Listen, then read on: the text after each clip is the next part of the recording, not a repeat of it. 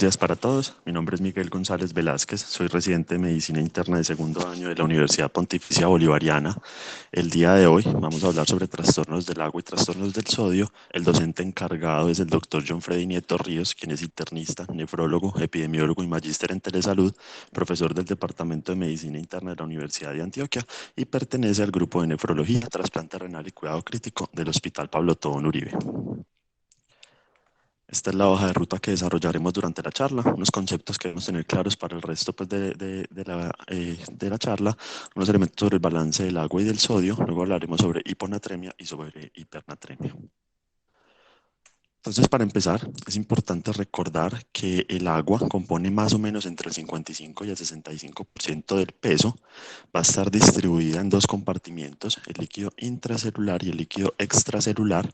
Vamos a ver entonces que el líquido intracelular representará 2/3 del agua corporal total y el extracelular será 1/3 del agua corporal total, que se va a distribuir a su vez 3/4 pues, en el intersticio y 1/4 a nivel del plasma. Es importante pues, entender cómo está distribuido el agua y cómo es el comportamiento del agua en el cuerpo, porque a su vez, digamos que va a estar interrelacionándose de forma importante con el sodio para así determinar ciertas como características del organismo, como es, por ejemplo, la tonicidad. Entonces tenemos que el agua va a ser el principal componente o el determinante primario de la osmolaridad plasmática y el sodio va a ser el principal determinante de la tonicidad plasmática o de la osmolaridad efectiva. Y por eso van a estar interrelacionados y van a ser tan importantes e interdependientes el uno del otro. Como les dije, entre el 55 y el 65% del peso va a estar compuesto de agua, pero eso va a variar dependiendo de la edad, va a ir disminuyendo a medida que se envejece pues, la persona, también depende del sexo, pues será un poco mayor en los hombres que en las mujeres, más o menos 60% en hombres, 50% en mujeres, y obviamente también variará según el componente de grasa corporal. En personas obesas y en personas ancianas podemos disminuir más o menos un 5% la cantidad de agua. Eh, la osmolalidad será la concentración de solutos que va a haber en un peso determinado de líquido. Para términos, digamos, del cuerpo o de la fisiología corporal, vamos a expresarla en miliosmoles por kilo de agua y vemos entonces que la osmolaridad o la osmolalidad efectiva es lo, pues podemos hablar como de forma intercambiable con la tonicidad y esto va a estar determinada por los solutos efectivos. ¿Qué van a hacer estos solutos efectivos? Son aquellos que van a determinar un movimiento de agua porque las membranas corporales van a ser impermeables a ellos. Entonces, por ende, van a generar pues, que el agua se mueva hasta que se alcance un estado de equilibrio. Digamos que el principal determinante, como lo vimos anteriormente, es el sodio.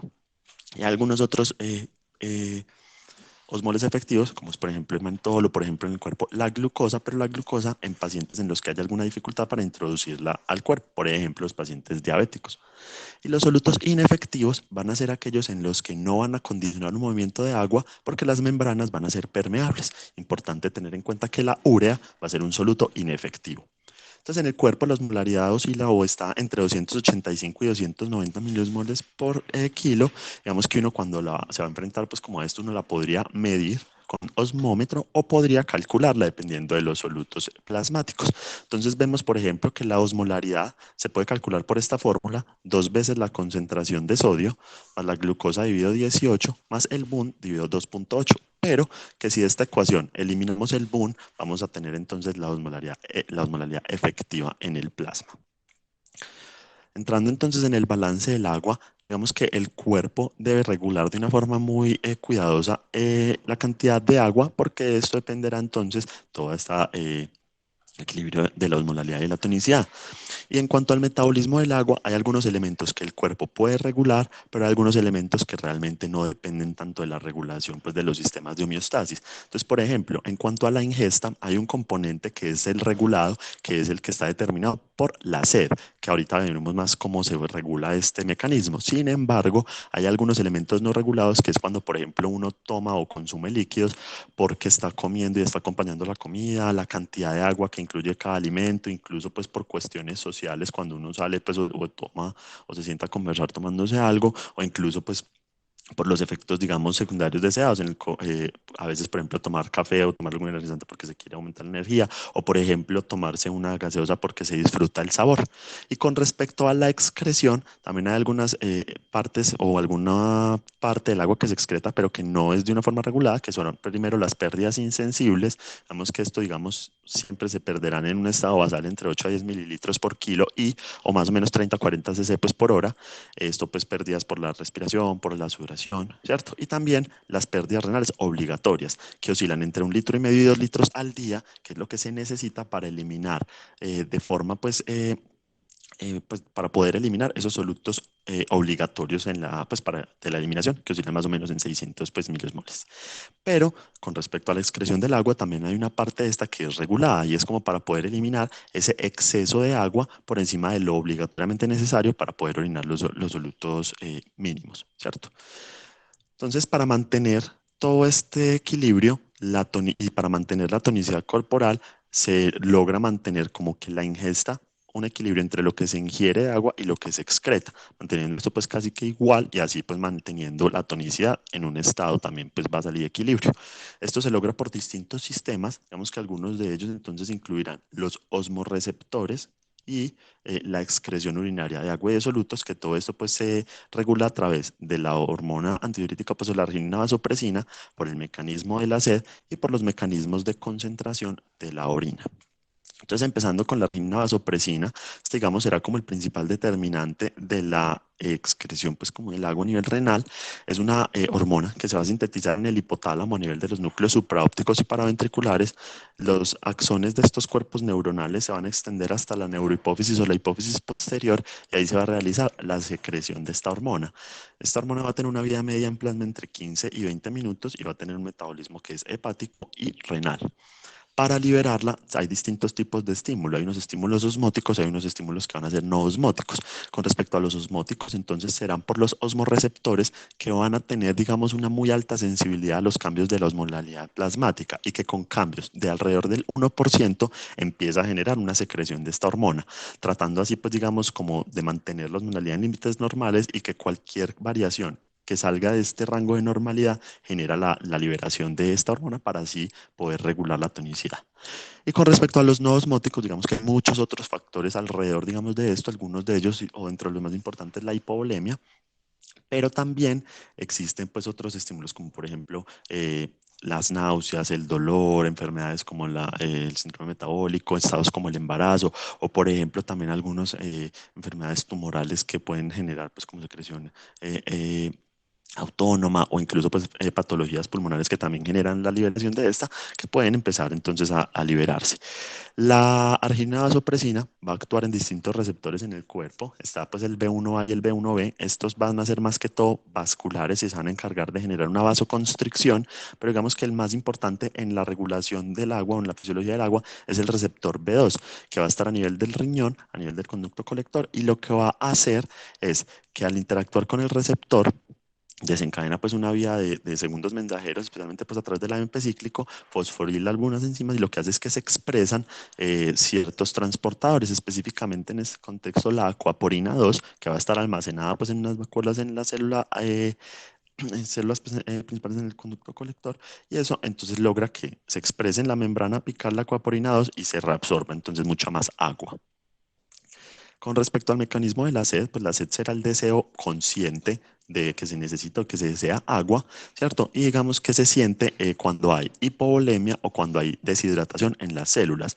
Entonces, cuando hay deshidratación celular, digamos que con el aumento de la osmolaridad, más o menos en un 2 a 3%, es un poco más alto que con el estímulo pues, para la liberación de la arginina vasopresina, es sensado por los osmorreceptores y genera la sensación de sed, para que el cuerpo pues, vaya y busque ingerir agua. Pero también cuando hay hipovolemia, más o menos pérdidas entre el 7 al 8% de líquido extracelular, pues, o del agua corporal total, de la volemia, pues, se sensa por vasoreceptores que van a sentir, pues, que esto se traduce en una disminución de la presión, entonces estos vasoreceptores sentirán, pues, menor distensión y también se genera liberación, pues, de angiotensina 2 y todo esto también va a generar que el cuerpo sienta sed. para que tome agua y regule pues toda esta parte de la tonicidad y la osmolaridad. Entonces, en esta gráfica vemos cómo interactúa la arginina vasopresina con la sed. Tenemos entonces que el umbral para la liberación de la arginina vasopresina es una osmolaridad de más o menos 280 milimoles por kilo de agua. En este momento, entonces, no habrá necesidad de aumentar la secreción de arginina vasopresina, pero a medida que la osmolaridad va aumentando, también va entonces desencadenándose el estímulo por medio de los osmoreceptores para liberar arginina vasopresina. A medida que uno libera arginina vasopresina, como esto lo que hace entonces es que se reabsorba agua, va a generar que la orina salga más concentrada. Entonces vemos que a medida que uno va aumentando la arginina vasopresina, el volumen diario de orina va a ir disminuyendo y esto se traducirá en que a la vez la orina estará mucho más concentrada, teniendo una relación exponencial y siendo mucho más efectivos los cambios con con la secreción inicial de la arginina vasopresina. ¿Y ahora qué pasa con la sed? Pues como vimos, el umbral para la sed es mucho más alto, alrededor pues como de los 85, 290 milimoles por kilo, y esto también entonces se va a generar en un punto en el que ya la orina está pues concentrada de forma significativa. Entonces ya pues a nivel digamos renal, todos estos mecanismos se traducirán o interactuarán de forma importante también con el mecanismo contracorriente, que es todo ese sistema que utiliza el riñón para poder concentrar la orina.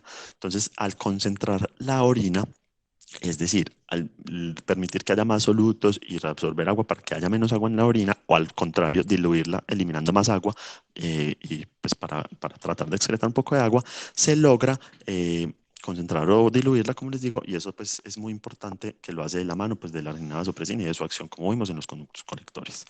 Y entonces es importante saber que cuando la osmolaridad o la osmolaridad plasmática disminuye o aumenta, eso pues se traduce en cambios a nivel de la orina. Entonces, cuando disminuye la osmolaridad, ¿cierto? Es decir, pareciera que hay una cantidad mayor de agua que solutos en el plasma, se va a suprimir el defecto o el deseo de tomar líquidos, es decir, se suprime el mecanismo de la sed y también se suprime la liberación de ADH. ¿Para qué? Para poder eliminar todo este, digamos, exceso de agua a través de la orina mediante una orina diluida. Y eso entonces se va a traducir en que si yo no logro diluir la orina y sigo ingiriendo agua, voy a traducir eso en una mayor cantidad de líquido plasmático y por ende en una hiponatremia. Pero si la osmolalidad plasmática aumenta, entonces yo voy a desencadenar el estímulo de la sed, adicionalmente voy a liberar ADH tratando de que de concentrar la orina, es decir, reabsorber un poco de agua para tratar de disminuir esta osmolalidad plasmática. Entonces, si yo tengo un problema en la concentración de la orina, ¿cierto? Y no estoy tomando lo suficiente agua, no voy a lograr como contrarrestar ese aumento de la osmolalidad y voy a traducirlo en una hipernatremia. Entonces, vemos que las disnatremias, es decir, estas enfermedades o estas alteraciones en el balance del sodio van de la mano más que todo de la alteración del agua, ¿cierto?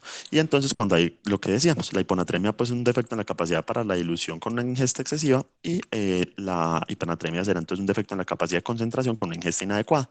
Aquí estas dos formulitas que veremos también más adelante que nos serán útiles para tratar de estimar ese exceso de agua o ese déficit de agua que tiene el cuerpo. Entonces digamos que aquí la W será el peso, entonces lo podemos hacer 0.6 por el peso por aquí pues para el exceso de agua 1 menos la concentración plasmática de sodio sobre 140 y para el déficit 0.6 por el peso también por ya la relación entonces del sodio plasmático sobre 140 menos 1. Algunos elementos puntuales con respecto al balance del sodio. Recordar que el sodio es el principal catión extracelular. Sus concentraciones normales están entre 135 y 145 milimoles por litro. Aquí pues en esta imagen para recordar los puntos en los que se va a reabsorber a nivel del riñón. Entonces vemos pues que la mayoría se va a reabsorber en el túbulo proximal, el 50% a nivel pues como el túbulo contorneado y ya pues el 15% por acá a nivel de la parte recta del túbulo proximal. Luego tenemos por acá pues una salida escasa en la ascendente N, ¿cierto? Delgada y luego una mayor cantidad en la asa gruesa. Y ya digamos los últimos elementos serán a nivel del túbulo distal para generalmente eliminar menos del 1% pues de lo que se filtró. Entrando entonces en los trastornos ya pues en las disnatremias propiamente dichas, entonces empezaremos con la hiponatremia. Se define como una concentración sérica de sodio por debajo de 135 milimoles por litro Se ha estimado una prevalencia en la población general entre el 6 al 7%, pero se ha visto que a más edad, mayor prevalencia de hiponatremia, y es muy importante estar familiarizado con la hiponatremia porque es el trastorno hidroelectrolítico más frecuentemente encontrado en los pacientes hospitalizados. Oscila la prevalencia, la frecuencia entre el 14 hasta un 30%. Cuando nos enfrentamos a un paciente con hiponatremia, hay varias formas de clasificarlo. Uno va a ser dependiendo de los niveles de sodio, entonces podemos encontrarnos una hiponatremia leve, moderada o grave. La leve será unos valores entre 130 y 135, la moderada entre 125 y 129 y la grave valores por debajo de 125. Algunos pues extienden esto como menores de 120. Y que con respecto a la temporalidad, la podemos dividir en hiponatremia aguda o crónica. La aguda es aquella que lleva menos de 48 horas, la crónica es la que lleva más de 48 horas o los pacientes en los que realmente la temporalidad es desconocida. Es muy importante, como les digo, estar familiarizado porque no solo va a ser el trastorno hidroelectrolítico más frecuente en los pacientes hospitalizados, sino que también va a empeorar o se va a asociar a desenlaces adversos en los pacientes. De por sí, pues aumenta la mortalidad de los pacientes, ¿cierto? Pero también se ha asociado a deterioro cognitivo, a osteoporosis o disminución pues, de la densidad ósea, también a más riesgo de caída y de fracturas, y también con respecto a la parte de costos, a estancias hospitalarias más prolongadas, y obviamente esto se traduce en mayores costos de salud, más costos para los sistemas pues, de salud.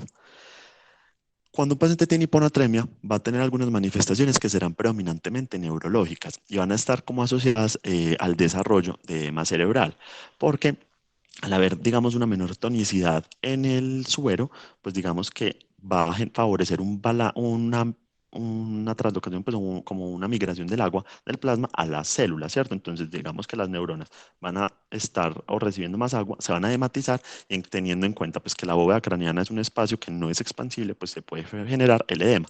Obviamente esto también dependiendo del tiempo de evolución, siendo mucho más frecuente pues cuando sea de forma aguda que cuando sea de forma crónica, porque ya vamos a ver que el cerebro, pues que hay unos sistemas de adaptación.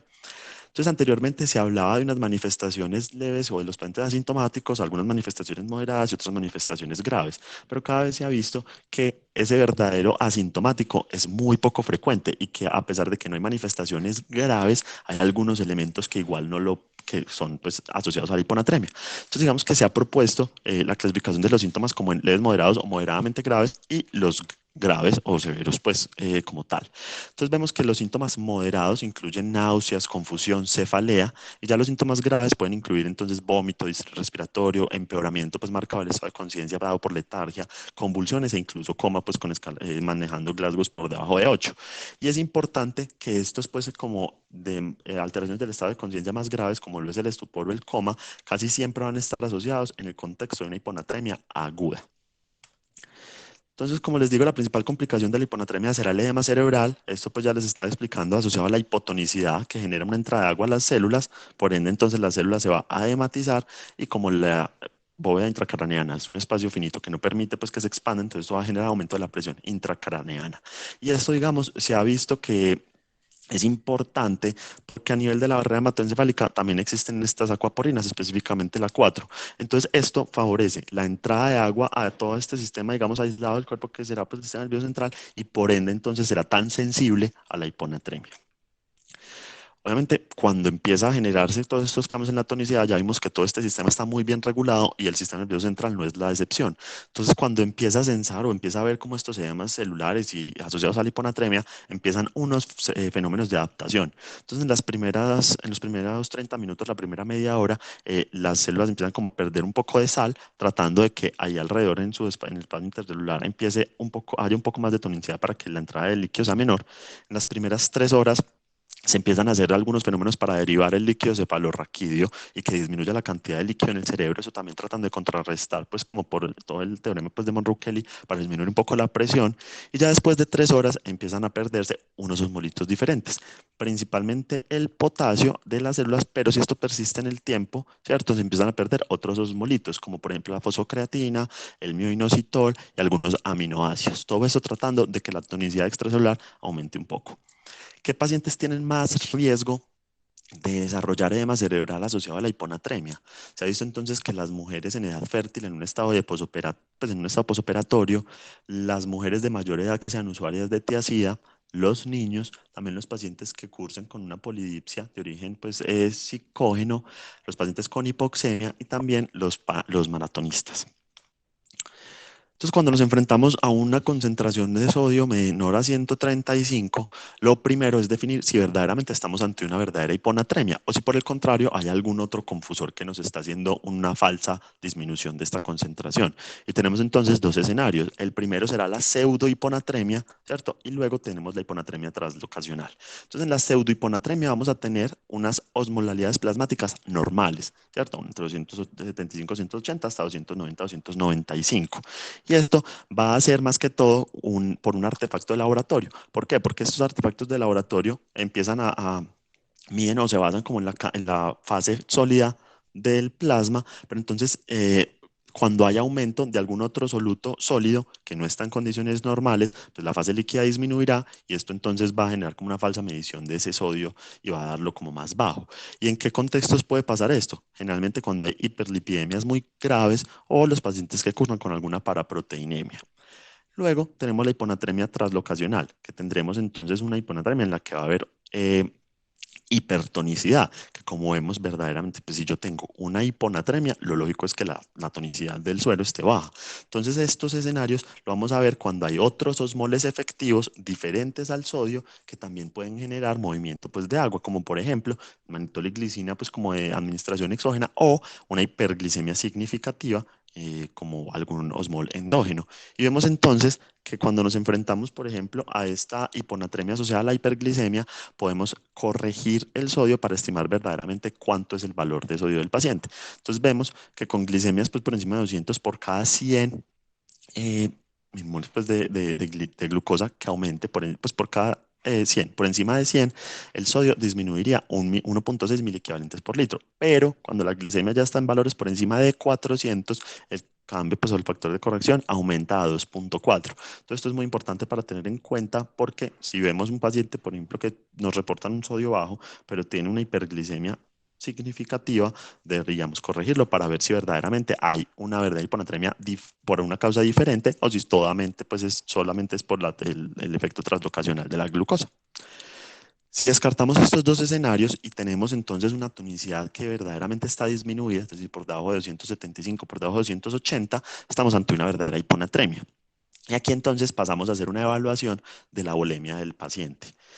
Esto, pues, digamos, tradicionalmente se hace con los elementos clínicos, se busca la resequedad o la hidratación de las mucosas, si hay signos de sobrecarga, por ejemplo, ingurgitación yugular, edemas periféricos, si, por ejemplo, pues, hay crépitos. Sin embargo, la valoración clínica de estos signos, digamos que es algo limitada, porque hay algunos estados, por ejemplo, de sobrecarga en los que va a haber una hipovolemia arterial efectiva, entonces verdaderamente pues están hipovolémicos. Entonces digamos que cada vez se propone más el uso de otras herramientas, como por ejemplo ayudas diagnósticas imaginológicas, como lo es por ejemplo la ecografía, para mirar, por ejemplo, qué tan distendida o qué tan compresible es la cava, ¿cierto? O para tratar de estimar la presión venosa central, que son ayudas o como acercamientos un poco más verdaderos de este estado pues, de volemia. Y entonces determinando esto podemos enfrentarnos a un paciente que esté hipovolémico, a un paciente que esté hipervolémico o a un paciente que esté euvolémico. Entonces, empezando por la hiponatremia hipovolémica, estos serán los pacientes en los que hay un déficit de sodio y un déficit de agua, pero el déficit de sodio es mayor al déficit de agua. Y básicamente, como hay una disminución de la volemia, empieza a haber una liberación de la arginina vasopresina desencadenada primero por estos desencadenantes pues no osmóticos, ¿cierto? Como es la contracción de la volemia, es decir, los vasoreceptores. Tenemos entonces que cuando hay pérdidas, las pérdidas pueden ser por el riñón o pueden ser pérdidas extrarrenales. Entonces, cuando vemos estas pérdidas extrarrenales, pueden ser gastrointestinales, por ejemplo, los pacientes con vómitos, los pacientes con diarrea o pacientes que tienen pérdidas a un tercer espacio. Los traumas, el paciente quemado, el paciente con pancreatitis, incluso los pacientes que hacen pues hilio intestinal. Y todo esto entonces lo veríamos reflejado porque el sodio urinario está por debajo de 20 a 30. Esto, digamos, por los mecanismos pues, de regulación renal. Si yo estoy hipovolémico, debo reabsorber bulimia y debo reabsorber entonces sodio para permitir también reabsorción de agua, y esto se verá reflejado en que estoy excretando una menor cantidad de sodio. Esto en el funcionamiento normal del riñón. Y luego tenemos las pérdidas renales, en el que no hay un adecuado funcionamiento de todos los mecanismos de reabsorción, y por ende vamos a encontrar valores de sodio urinario mayores a lo esperado, más de 20 a 30 mil equivalentes. Y esto, digamos, también hay varios escenarios. Está, por ejemplo, los pacientes que usan diuréticos, la nefropatía perdedora de sal, cuando hay deficiencia de mineral corticoides, algunos elementos que generan o favorecen la diuresis osmótica, y también el cerebro perdedor de sal, que ya iremos viendo. Entonces, con respecto a las pérdidas extrarrenales, como les dije, es la respuesta normal del riñón a la disminución de la volemia. Entonces tiende a reabsorber pues, más agua y también a reabsorber más sal. Vamos a encontrar entonces niveles bajos de sodio urinario y una orina que va a estar concentrada, ¿cierto? Es decir, una orina hiperosmolar. Hay dos excepciones, digamos, en este escenario. Uno es el paciente que tiene vómito y que hace una alcalosis metabólica, ¿cierto? Como tiene esta alcalosis metabólica, va a llevar a excreción de bicarbonato, y solamente, pues, digamos, como al excretar bicarbonato para mantener el balance eh, el balance eléctrico, pues también se va a eliminar sodio. Entonces, en este contexto se podrían encontrar sodios urinarios elevados. Sin embargo, el cloro sí seguirá siendo bajo. Entonces, es una ayuda pues, que tendremos ahí como a la mano. Y los pacientes con enfermedad renal crónica, cuando ya, digamos, hay alteración importante en los mecanismos de concentración, pues tampoco podrá hacer una reabsorción tan adecuada y podrá cursar con sodio urinario alto. Luego las pérdidas renales. Entonces primero tenemos los diuréticos. Se ha descrito con diuréticos de ACE y con diuréticos tiacídicos, pero realmente la hiponatremia se asocia mucho más a los diuréticos tiacídicos. Esto, pues, al bloquear la reabsorción del túbulo distal, va a generar entonces que también se va a limitar la excreción de agua libre, y entonces todo esto genera pues que se mantenga en el cuerpo y que disminuya la tonicidad. Los principales factores de riesgo para hacer hiponatremia asociada a tiacidas es bajo peso, sexo femenino y la edad avanzada. También pues se ha descrito con los diuréticos de asa, pero es mucho menos frecuente. Aquí pues lo que pasa es que si hay un bloqueo en la reabsorción pues en el asa gruesa ascendente de Henle, y esta limitación en la reabsorción en este punto no permite que la médula o que el intersticio se vuelva hipertónico para favorecer todo este mecanismo de contracorriente. Entonces lo que hace es que favorece pues, un poco la excreción de agua más que de sodio. Y los mecanismos entonces por lo que se termina haciendo la hiponatremia es que se pierde agua, como vimos, ¿cierto? Se pierde líquido, y eso entonces genera que se libere ADH secundario a la hipovolemia. Todo eso entonces también favorece que haya menos líquido en el segmento diluyente porque se está filtrando menos. Entonces todo eso pues genera como todos estos mecanismos de contrarregulación tubulogranular para que disminuya pues toda la parte de eliminación de líquido. Adicionalmente, eh, no se permite la excreción adecuada de agua. Y adicionalmente también hay una depresión de potasio asociada como a los diuréticos, que también va a favorecer un poco menor eliminación. Cuando hay hiponatremia asociada a los diuréticos, digamos que los pacientes con TACIDAS, casi el 33% de ellos puede generar la hiponatremia. Y digamos que ya esto, si la desarrolla, es una indicación de no volver a introducir estos medicamentos porque la volvería a hacer. La temporalidad en la que se desarrolla es muy variable. Algunos pues han hablado que hasta los 10 años de uso la pueden desarrollar, pero lo usual es que en los primeros 14 días desde su introducción se desarrolle la hiponatremia. Con respecto a la diuresis osmótica, entonces cuando hay algún soluto que no es reabsorbible y que sea activo, que por alguna razón esté terminando en la luz urinaria, entonces esto va a favorecer que se arrastre pues, con mucho más líquido y también que se excrete mucho más sodio. Algunos de estos, entonces, por ejemplo, son la glucosa, el manitol, los cuerpos cetónicos, incluso también pues, a veces el medio de contraste. Como es una pérdida renal, vamos a ver que tiene sodios urinarios altos. Luego tenemos la nefropatía perdedora de sal.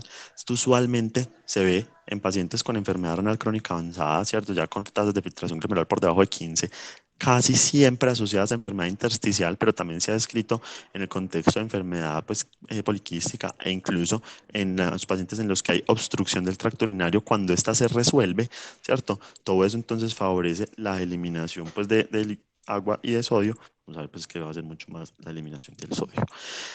Y otro escenario en el que la tasa de filtración glomerular no tiene que estar tan disminuida, o sea, es decir, la función de la concentración no está tan afectada, pero que también puede generar a que se pierda sal desde el riñón por mecanismos pues, renales, es la acidosis tubular renal proximal o tipo 2, en el que entonces todo este fenómeno de alteraciones pues, en el túbulo proximal, como no se logra hacer una reabsorción completa del bicarbonato, entonces también se arrastra sodio por el mecanismo que vimos anteriormente. Cuando hay deficiencia de mineralocorticoides, también entonces se va a asociar a una hiponatremia hipovolémica con una eliminación urinaria de sodio aumentada. Esto es por mecanismos, algunos pues renales y también pues por la eliminación de agua. Se lleva a una excreción anormalmente alta de agua, ¿cierto? Esto genera que el paciente esté hipovolémico y por ende entonces se sigue liberando ADH. Y hay otros mecanismos ya pues intrarrenales secundarios a la deficiencia del mineralocorticoide que también disminuyen la reabsorción del sodio y así pues termina eliminándose más. Algunas pistas que nos pueden orientar a la deficiencia de mineralocorticoides es que el paciente, además de la hiponatremia, podrá tener también hipercalemia y adicionalmente puede haber elevación de los azoados. Con respecto al cerebro perdedor de sal, digamos que no es algo tan frecuente. La literatura incluso habla de que probablemente se sobrediagnostique, pero es un escenario que se ve usualmente en hemorragias subaracnoideas. Es como el principal fenómeno donde el sistema nervioso central que se asocia al cerebro perdedor de sal, pero también se ha descrito en otras lesiones, por ejemplo, algunas lesiones tumorales. Lo que pasa entonces es que hay un aumento de los péptidos natriuréticos cerebrales y eso genera entonces, pues, como su nombre lo dice, pues son natriuréticos, entonces van a favorecer la eliminación de sodio y también la eliminación de agua. Entonces, al perder, digamos, esta agua y este sodio, pues esta sal, por mecanismos renales, entra en un estado de hipovolemia y genera entonces por estos mecanismos de liberación no osmótica la liberación de la arginina vasopresina que va a favorecer entonces cada vez más reabsorción de sodio, como, de agua, perdón, como en los escenarios anteriores y una disminución entonces de la tonicidad. Es importante que en cuanto a paraclínicos o ayudas diagnósticas, esto puede ser similar o tener un perfil similar al síndrome de secreción inadecuada de hormona antidiurética, como veremos más adelante, pero por definición estos pacientes del cerebro perdedor de sal sí están hipovolémicos, diferente a los pacientes con el CADH que son euvolémicos. Y esto, digamos, también nos muestra pues que pueden tener un ácido úrico bajo y esto pues nos refleja como la capacidad pues de excreción renal. Luego pasando a las hiponatremias hipervolémicas, estos son pacientes que van a tener un aumento del sodio y un aumento del agua, pero el aumento del agua va a ser mayor que el aumento del sodio, entonces va a generar pues como una menor tonicidad plasmática. Vemos que hay varias causas, entre ellas entonces está la falla cardíaca, los pacientes con cirrosis, los pacientes con síndrome nefrótico y finalmente los pacientes con una enfermedad renal avanzada. Entonces estas causas diferentes a la enfermedad renal avanzada como la falla cardíaca, la cirrosis y el síndrome nefrótico van a cursar con unos sodios urinarios por debajo de 30, porque realmente van a estar en unos estados como de hipovolemia arterial efectiva, entonces van a seguir reabsorbiendo sodio y agua. Por el contrario, la enfermedad renal avanzada no logra, porque ya pues no logra reabsorber como tal suficiente sodio y empieza a perderlo porque no pues, tiene alteración de estos mecanismos de concentración.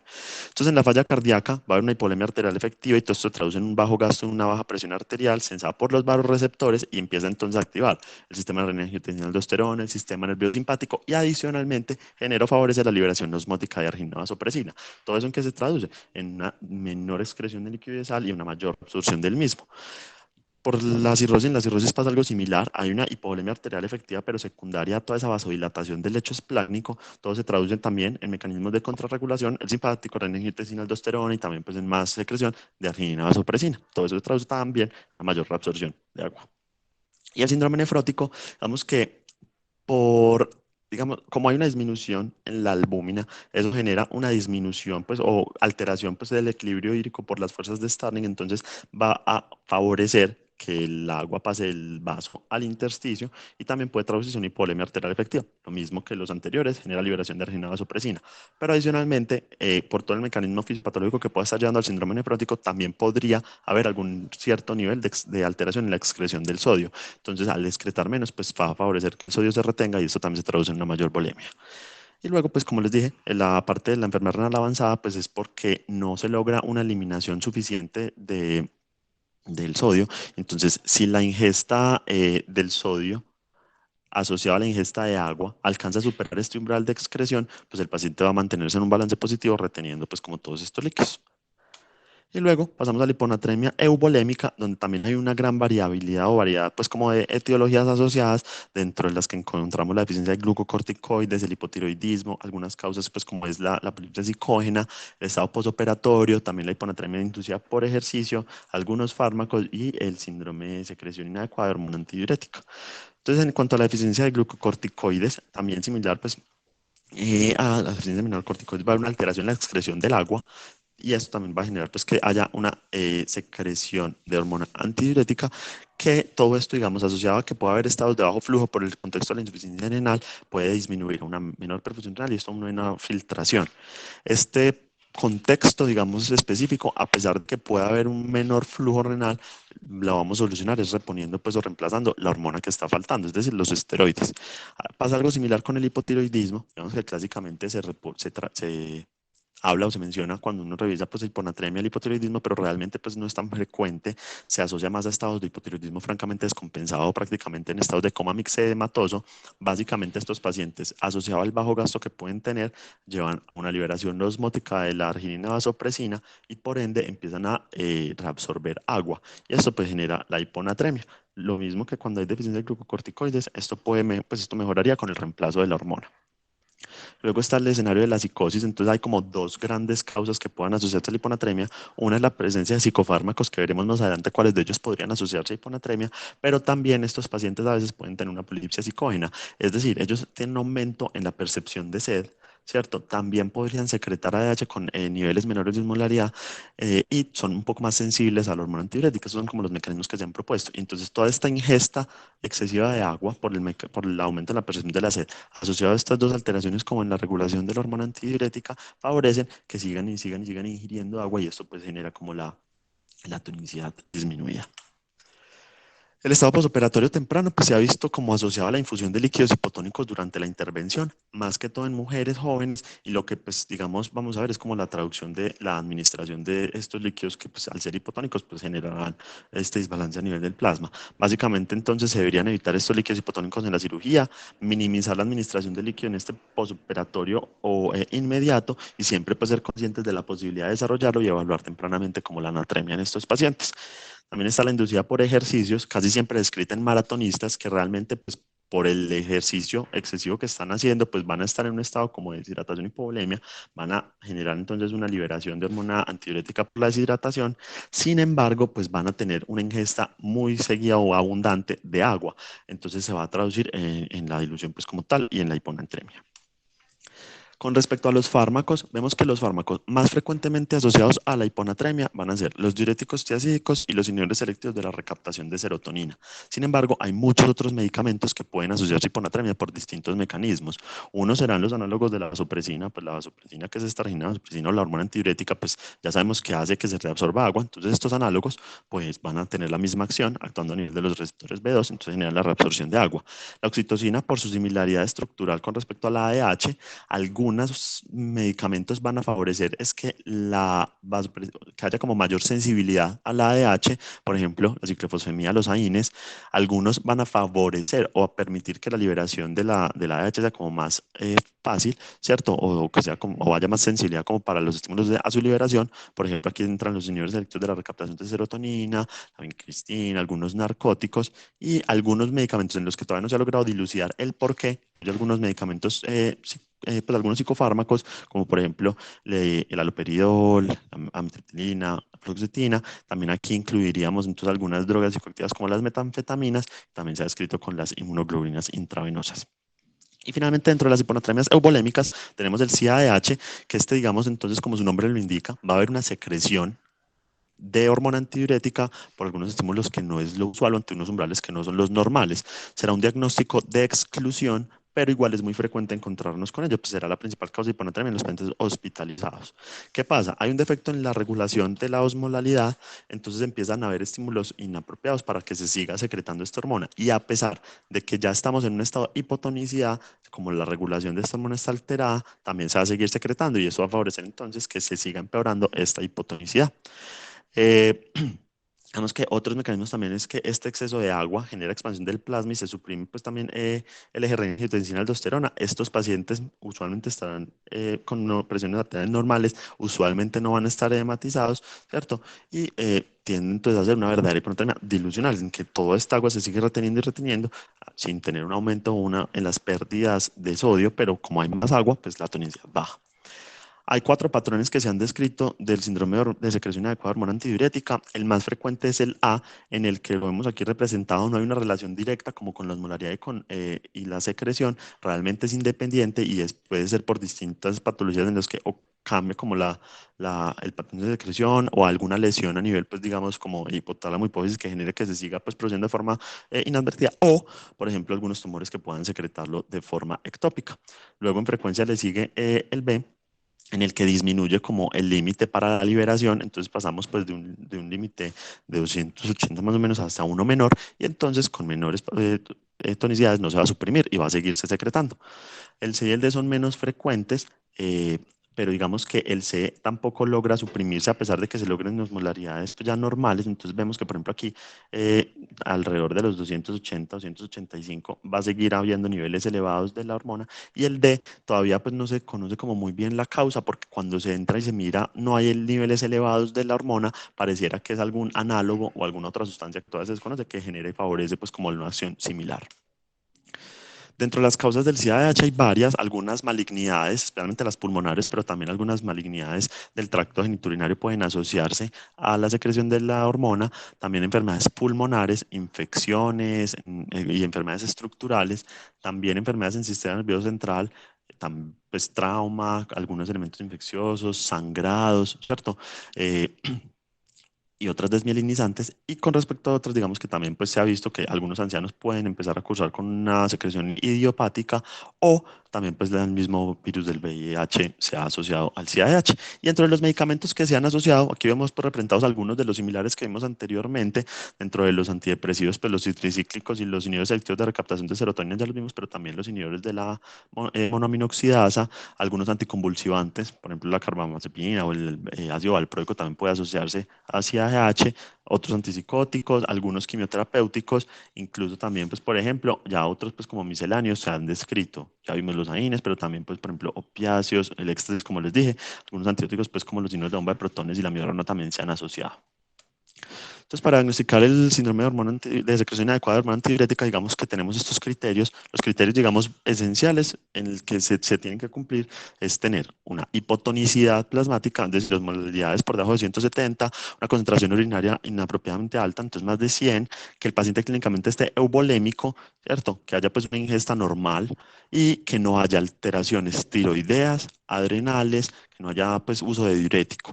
Algunos criterios, digamos, que pueden como ayudar, por ejemplo, pues tener un ácido úrico bajo, que no corrija con la expansión de volumen, sino que podría corregir es con la supresión o la restricción de líquidos, ¿cierto?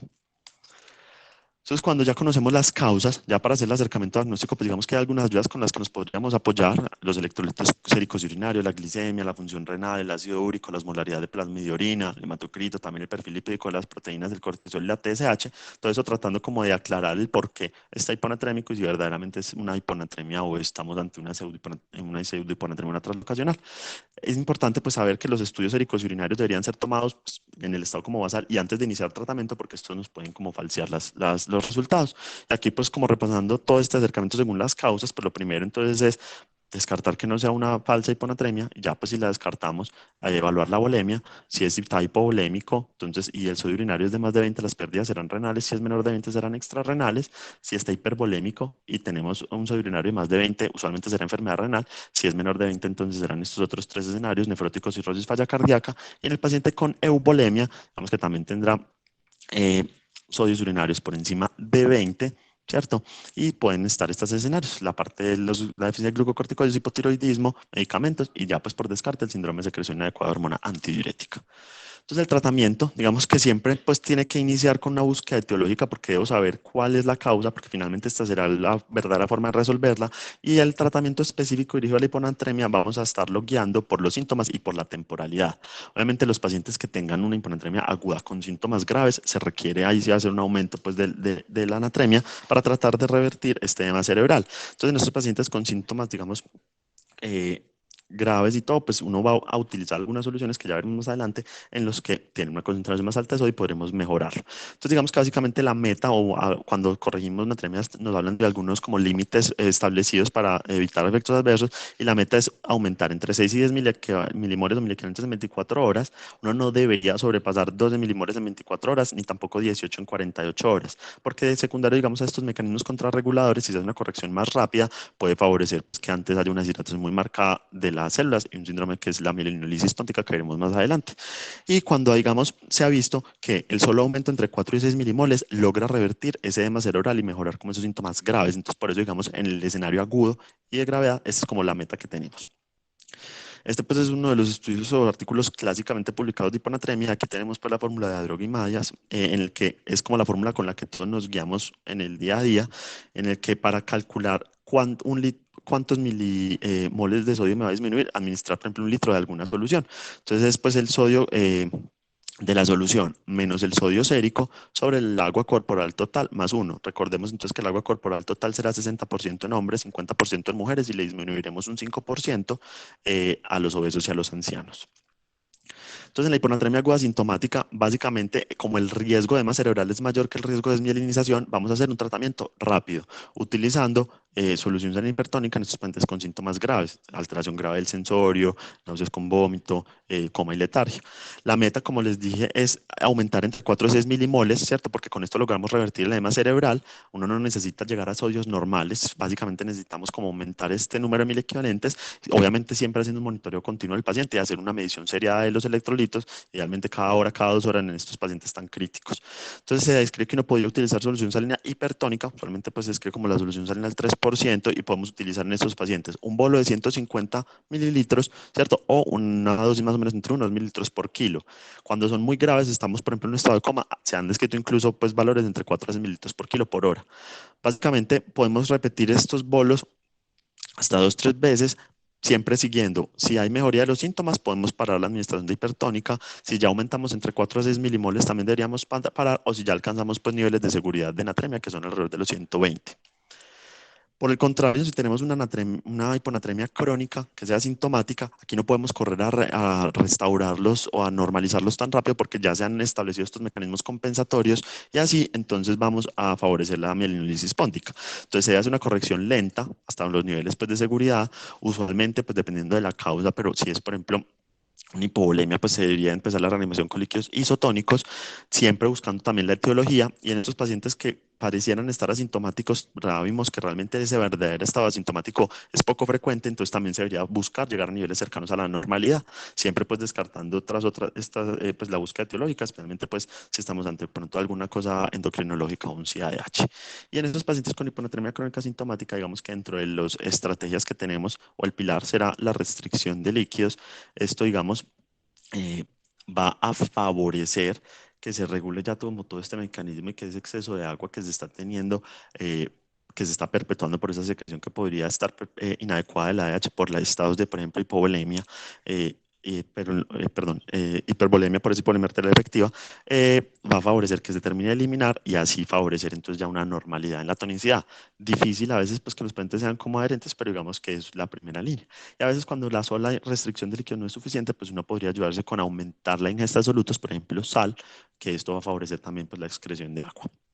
Se han descrito también algunos medicamentos, como es por ejemplo el litio, que el litio también altera pues como la respuesta a la vasopresina, la demeclociclina, que es una tetraciclina que también altera la respuesta a la ADH, y ya pues los antagonistas propiamente del receptor B2, que son los baptanes, que también pues generan entonces como una disminución en la, pues una disminución en la reabsorción de agua y favoreciendo así pues una normalización de la tonicidad. Obviamente, según la etiología, vamos a estar que en los pacientes hipovolémicos, si está asociado pues a tiacía, ya vimos que lo principal es suspenderlas, pero en estos pacientes hipovolémicos deberíamos restaurar la volemia con soluciones isotónicos y ya digamos luego reevaluar, porque usualmente esta va a ser la forma en la que se normalizará la anatremia. Los pacientes hipervolémicos, el pilar, como les dije, va a ser la restricción de agua y de sodio, pero también aquí uno podría ayudarse de diuréticos de asa para tratar de favorecer una mayor eliminación de líquido y tratar de restaurar la euvolemia. Y en los pacientes euvolémicos, cuando es algo endocrinológico, por ejemplo, el hipotiroidismo, la deficiencia de glucocorticoides, pues se hará con restricción de hídrica y también con reemplazo hormonal. Y ya en el contexto del CADH, pues lo primero es definir el por qué está cursando con esta secreción inadecuada para corregir la causa cuando es posible, empezar el tratamiento si es un proceso infeccioso, si es una malignidad, definir entonces cuál va a ser el paso a seguir con respecto al tratamiento de su malignidad, si es algún medicamento, pues definir qué tan pertinente es y poderlo suspender. Nuevamente, el pilar será la restricción hídrica.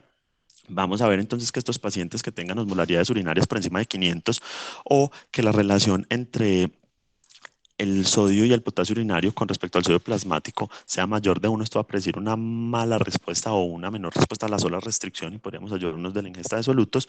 Y ya finalmente, de segunda línea, entran los medicamentos que realmente, por ejemplo, dentro del contexto de los antagonistas del receptor de vasopresina, los baptanes, pues sí se ha visto que pueden aumentar la natremia de forma segura, sin embargo, al suspenderlo vuelve y disminuye en algunos de los casos e incluso en los pacientes, por ejemplo, en algunos contextos puntuales, como es, por ejemplo, la falla cardíaca o la cirrosis, el hecho de usar esto no mejora los desniveles de los pacientes. Entonces, realmente se deja pues como un medicamento de segunda línea.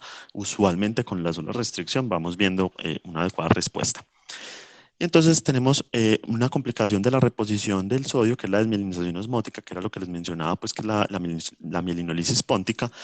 Después de todos estos mecanismos compensatorios del cerebro, ¿cierto? Tratando como de sacar unos osmolitos para normalizar la tonicidad y evitar pues el edema cerebral. Cuando uno corrige muy rápido, si disminuye entonces al corregir, entonces va a favorecer que nuevamente pueda entrar más agua, perdón, que se deshidrate rápidamente la célula, porque se normaliza la tonicidad por a expensas del sodio, pero esos osmolitos están afuera de las neuronas, entonces igual va a estar en un estado de hipertonicidad, entonces favorece que se deshidraten rápidamente las células y esto genera entonces una desmielinización. Generalmente entonces da síntomas neurológicos, principalmente pues tiene como un comportamiento bifásico, inicialmente alteración del sensorio a una encefalopatía, pero ya más adelante empieza entonces a haber cambios comportamentales, no retorno a su estado basal, compromiso de pares craneales vasos, entonces puede haber disfagia, puede haber también eh, pues disfonía, finalmente puede haber compromiso de la fuerza, llevando hasta un estado de cuadriplegia y un síndrome pues como encarcelamiento en el que ya pues hay como desconexión y no puede movilizar pues nada. Casi todo se da por compromiso a nivel del puente, es el sitio que más se compromete y esto pues es porque los osmolitos están afuera y a lo largo pues de todos estos procesos de compensación también disminuye pues hay una regulación a la baja de todos estos transportadores que utilizan sodio aminoácidos, entonces se demora un poco más en poder retornar estos molitos al cerebro, generando entonces esa hipertonicidad extracelular transitoria. ¿Quiénes tienen más riesgo de hacerlo? Los pacientes trasplantados de hígado, los pacientes alcohólicos, los desnutridos, los pacientes hipocalémicos, quemados, las ancianas usuarias de tiazidas, pacientes hipoxémicos o cuando la natremia es menor de 105. Y este gráfico básicamente para resumir el tratamiento, el paciente sintomático que sea agudo y tenga síntomas graves requerirá entonces la administración de salina hipertónica.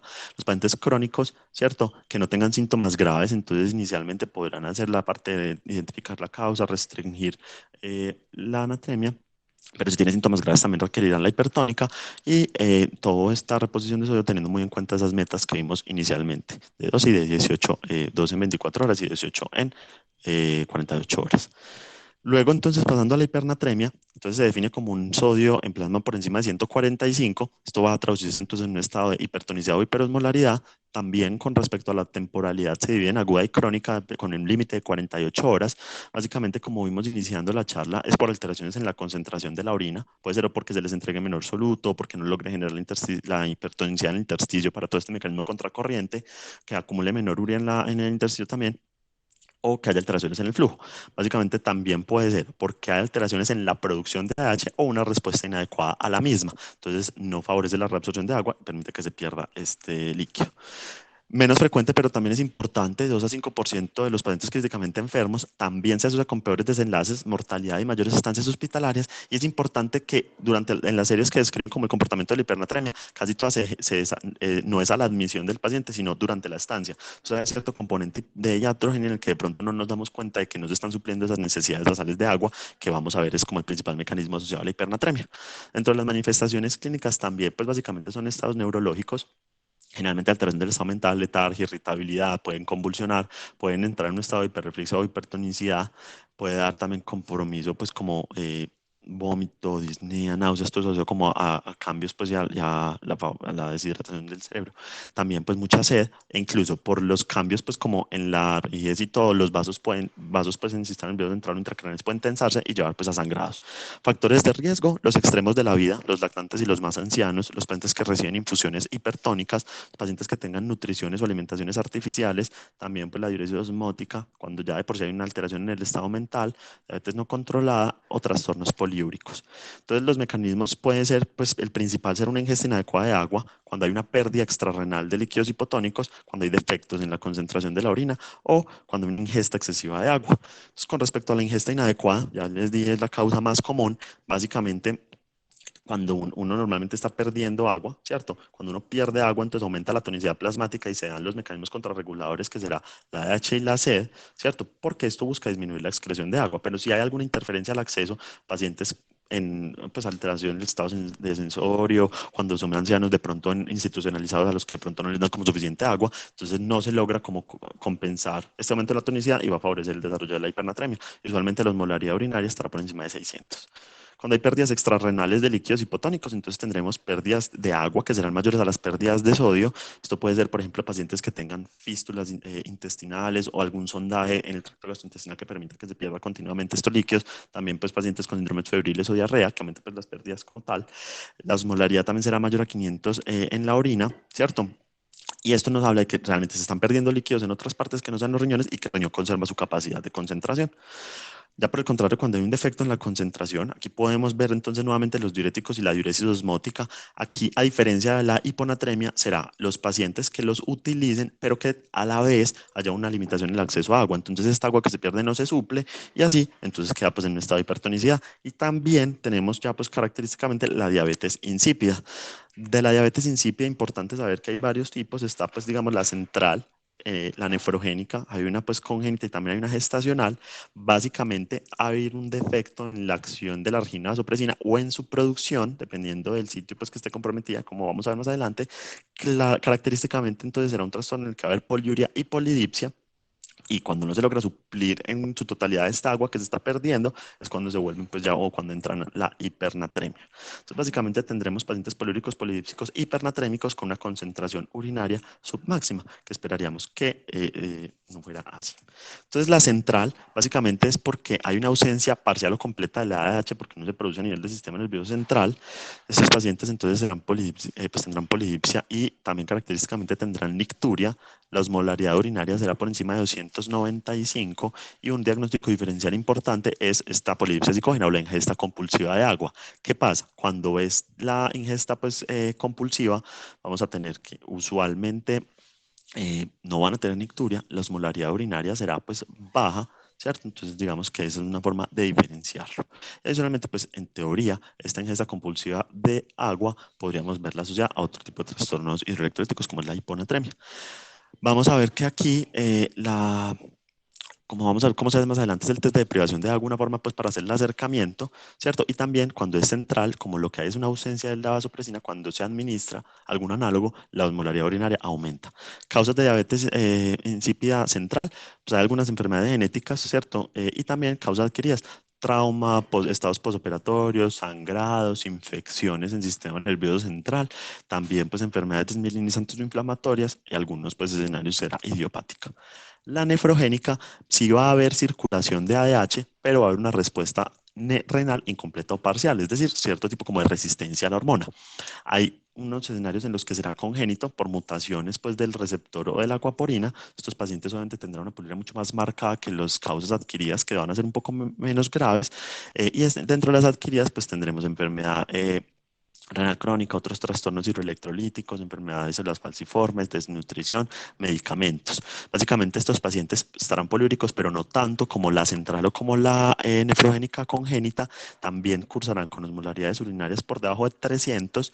Estos, a diferencia pues, de los centrales, se les puede hacer también la medición de copeptina y en estos pacientes serán altos, a diferencia de los centrales que lo tendrán disminuido.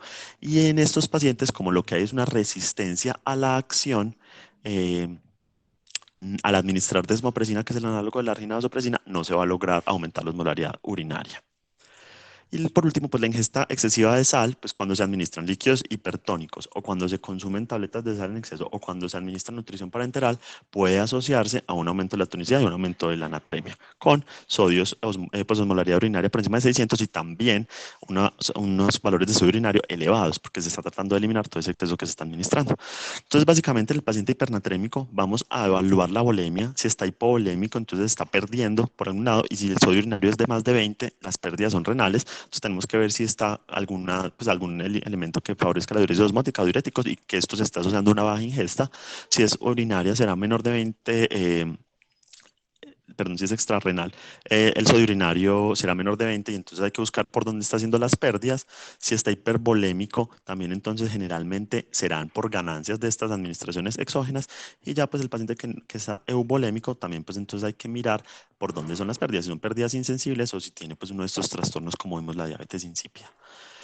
El acercamiento diagnóstico es importante, hacer la prueba de restricción o de privación de agua. Básicamente, entonces, a estos pacientes se les restringe la ingesta de agua y de otros fluidos, básicamente hasta que el sodio aumenta por encima de 150, se pierde entre 3 al 5% del peso o hasta que se cumple pues, por lo menos 17 horas. O que se hagan 3 mediciones seriadas de osmolaridad urinaria y que estén pues, con una diferencia menor al 10% entre ellas. Eh, esta pues, prueba se debe hacer institucional, siempre pues haciendo una valoración seriada no solo de la osmolaridad urinaria, sino de los otros electrolitos. Y cuando se logra o cuando ya se para la restricción, se les administran 5 unidades de desmopresina y se vuelve a la hora a medir la osmolaridad urinaria. Básicamente con esto nos ayudará a guiarnos el paciente normal. Cuando se hace esta prueba de privación, luego de la deprivación, pues la osmolaridad urinaria será mayor de 800, estará muy concentrado porque estará absorbiendo agua, ¿cierto? Eh, Cuando tiene una diabetes insípida central, esto será por debajo de 300, ¿cierto? Cuando es una diabetes nefrogénica, vamos a ver que va a estar entre 300 y 500, ¿cierto? Por el contrario, cuando es una polidipsia primaria, como vimos anteriormente, la osmolaridad urinaria estará elevada. Y aquí en esta gráfica vemos cómo es la respuesta a esa dosis administrada de desmopresina.